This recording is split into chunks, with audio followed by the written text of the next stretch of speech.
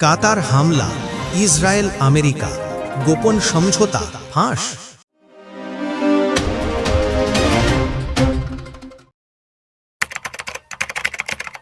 কাতারের ভূখণ্ডে ইসরায়েলের হামলার পর মধ্যপ্রাচ্যের রাজনীতিতে নতুন করে উত্তেজনা ছড়িয়ে পড়েছে।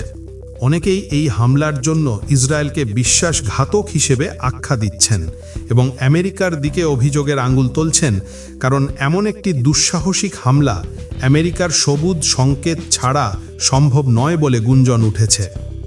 তবে মার্কিন প্রেসিডেন্ট ডোনাল্ড ট্রাম্প এই অভিযোগ অস্বীকার করে দাবি করেছেন যে আমেরিকা এই হামলা সম্পর্কে কিছুই জানত না এবং ইসরায়েল একক সিদ্ধান্তে এটি চালিয়েছে।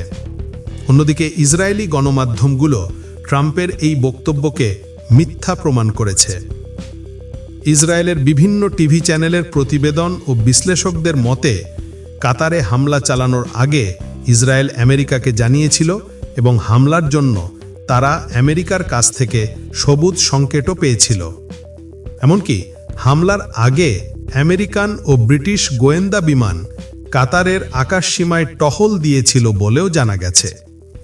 এইসব তথ্য থেকে বোঝা যায় আমেরিকা কাতারকে ব্যবহার করতে দ্বিমুখী নীতি অবলম্বন করেছে, যা তাদের দ্বিপাক্ষিক সম্পর্কে গভীর অবিশ্বাস তৈরি করেছে।